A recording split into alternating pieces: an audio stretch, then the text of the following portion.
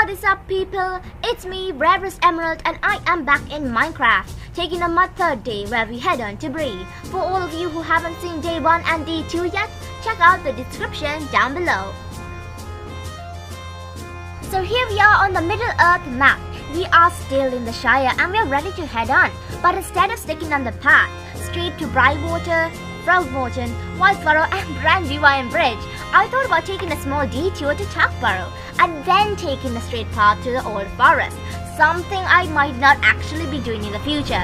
But spoiler, we'll make it into Bree. I set my direction southeast. Yes, southeast. I will be heading on to Bree in actually no time at all. I skipped my merry way with what looked like a badge in my hand. I walked for what felt like hours.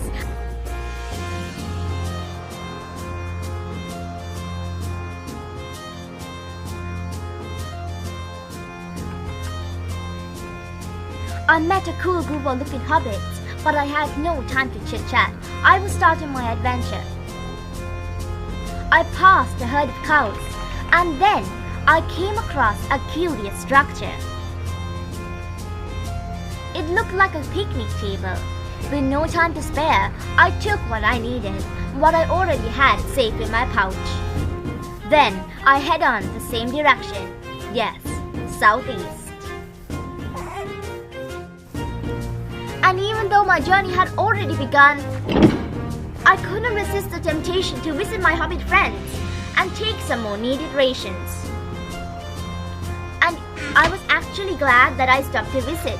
I had earned myself another new pouch. It was at the time when I stopped to look at my quest book. I had not finished getting mutton for Border Greenhand. I actually feared that I might not even get to finish this quest before I left the Shire. So I looted every house I could find on my way to Bree. And on the houses I found no mutton. Just more rabbit, chicken and fine plates. But I was super excited when I found this. No, not the compass. This.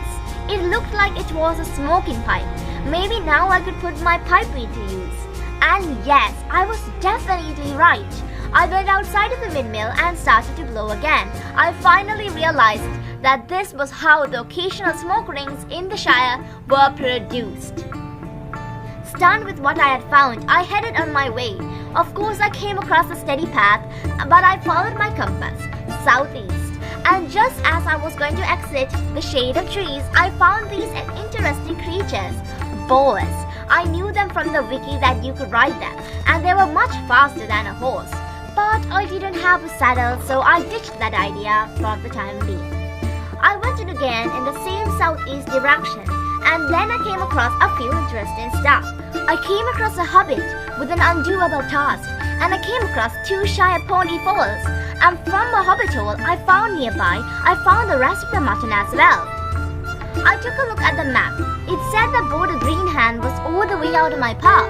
And guys, I teleported there just by the click of the M button. And I'm going to make it a rule that I'll teleport to places that I've already been to.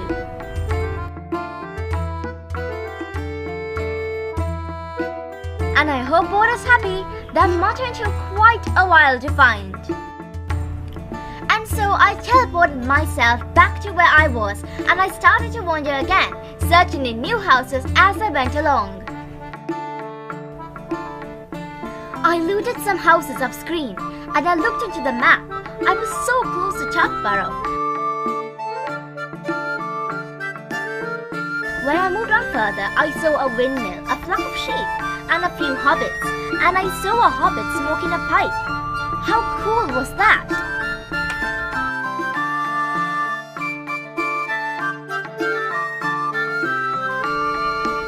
When I entered the windmill, I talked to Costco for a while, and he reminded me that hobbit holes meant warmth, good food and comfort. Maybe he was giving me a reminder I'm not going to Bree. But I knew what I was doing, and I knew what dangers laid outside the Shire. Thanks anyway, Costco.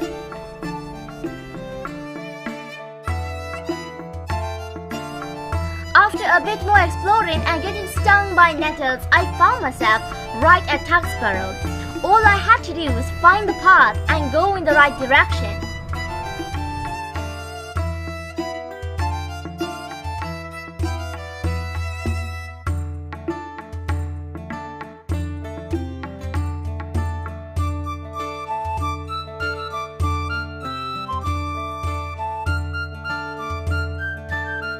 I looted just a few houses and I meant to do a quest. I right-clicked on the hobbit with the exclamation mark over his head and I got a message that I hadn't gotten before.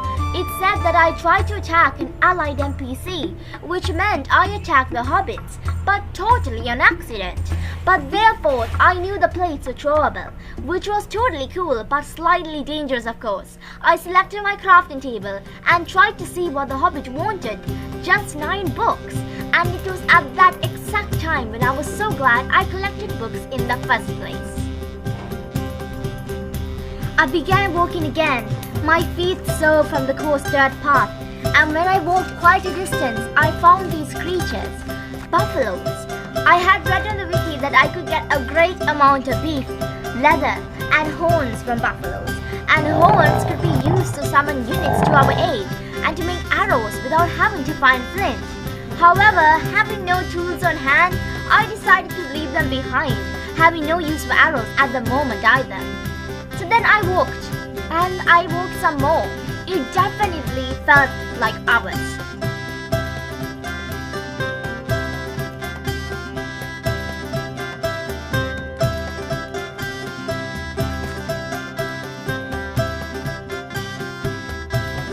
I came across dirt paths, orchards, and more hobbits, and before I knew it, it suddenly fell dark, and I needed to rest.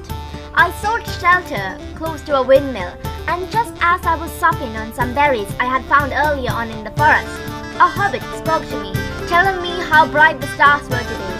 And I looked up and saw how true it was. I could see the whole Milky Way galaxy. It was surely a beautiful sight. I then wondered if I could see the stars this bright outside of the Shire, and if I couldn't, it was surely something I was going to miss. Once I was done supping, I slept under the stars, feeling good that I had traveled this far with no harm at all. And that's it guys, day 3, starting our adventure out. Hopefully on day 4 we'll reach Bree. Anyways, thanks for watching guys, hope you had as much fun as I had. Subscribe, drop a like and a comment, and don't forget to turn on notifications as well, so you won't miss out on the next adventure.